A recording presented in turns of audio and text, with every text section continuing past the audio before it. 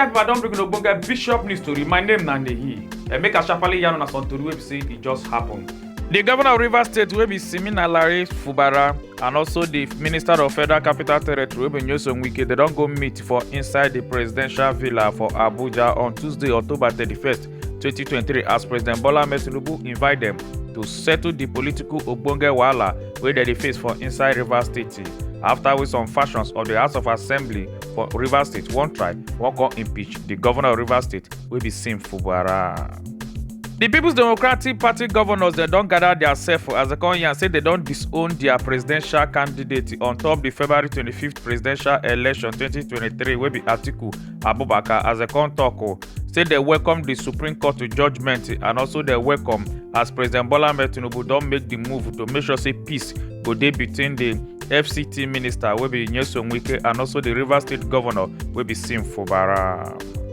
President Bola Ahmed Tinubu don come dey provoke for his son wey be Seyi Tinubu with other people there wey be say that they force themselves wan attend the Federal Executive Council meeting wey be fake meeting. I think on the yam say this kind thing say e no like am at all and it will not be acceptable. Na him be the English when he speak. And he yarn this talk during wey be say they dey do their fake meeting for inside the council chamber wey dey for inside the Aso Villa on October 31st, 2023. Last week I noticed the undue access of people sneaking in and out of this council, including I saw the photograph of my son. So he's sitting behind the cubicle there. That is not acceptable. The Lagos State government don come provoke as they come talk say they don't take action against churches, mosques, hotels, lounges and bars. They will say that they cause noise pollution, they disturb other people that will they stay around them as they come talk.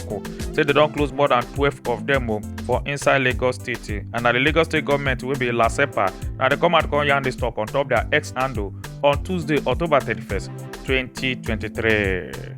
Man robbers that will not get fear of God, don't go boss enter inside one church. During we say the church pastor they preach for church service, and so they come tell the members and the church pastor say make all of them lie down. They may they come utilize all their valuables them from the members and also from the pastor. And this church now Ghanaian Pentecostal church where they for inside Johannesburg, South Africa. And so they come later come kidnap one of the deacons there where they for inside the church. And this will get happen on a Sunday, October 29, 2023.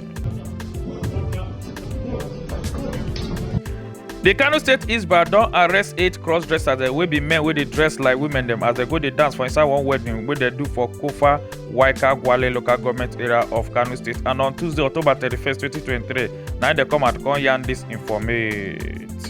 The Rivers State Local Police Command don yarn say they don arrest Chairman National Youth Council Rivers State Chapter wey name be Chijoke Ihunwo and 15 other youths they will be say they go try or go bring down the gate of the house of Mr. Martins Amihule wey be the Speaker of Rivers State House of Assembly. And all this gbege dey happen because of the different factions of People's Democratic Party where they fight themselves for inside Rivers State.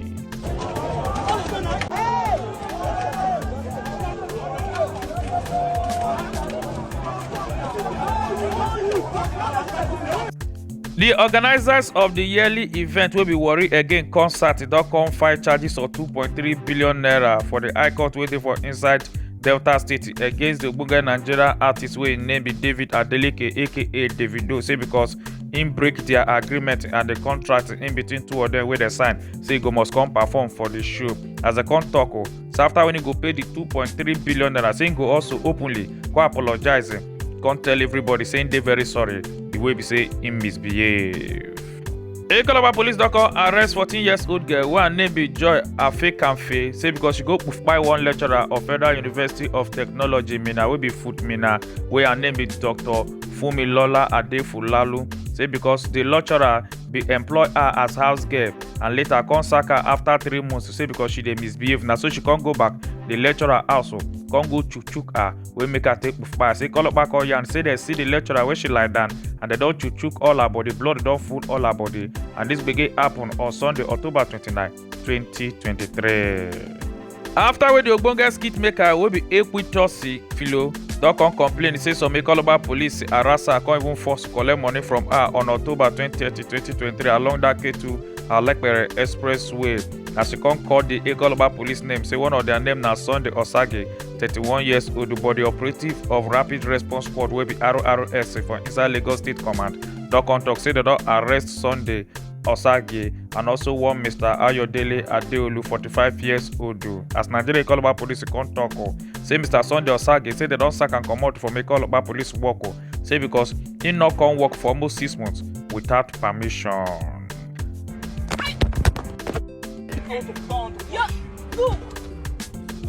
Look at what this man is doing.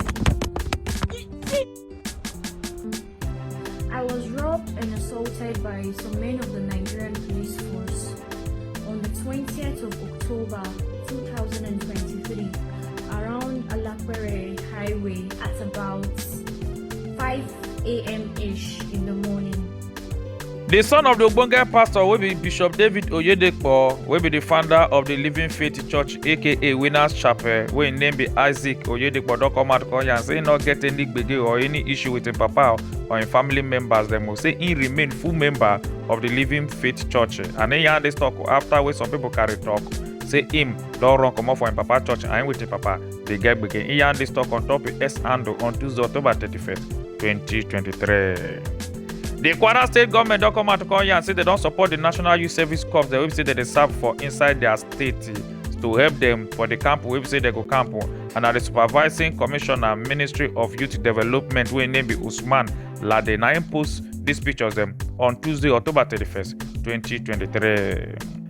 The founder of the movement of Biafra for Nigeria and the chairman of the governing council of customary government of the indigenous people of Biafra will be IPOB, wey name Mr. Emeke Siri don come dey tell the Labour Party presidential candidate wey be Peter Obi say make him leave Nigeria alone and make him go back to him village and make him stop to dey try to save Nigeria. Say make him go focus for him normal business dem wey be saying they do. The family of the Ogbonge Nollywood actor will be John Okafor, aka Mr. Ibu, don come dey yarn. They say their papa don undergo 5 different operations. Them on top the leg where they pain am. As the talk say they go soon fly and take go abroad to go give am better treatment. We may they come dey thank Nigerians for their prayer and their support. The way they take support them, come dey yarn. Say may they pray for their papa, say because they believe say very soon say everything go dey better. And they yarn this talk on Tuesday, October 31st, 2023 on top their social media. Plenty traders they don't come lose goods worth millions of naira after we fire go burn the Ladebo plank market you dey for inside Lagos State on Tuesday night, October 31st, 2023. But what caused this fire, we never really know as at when we did the yarn this story. Yes, now Bishop News Club. My name is Nanehi. Make una enjoy your day.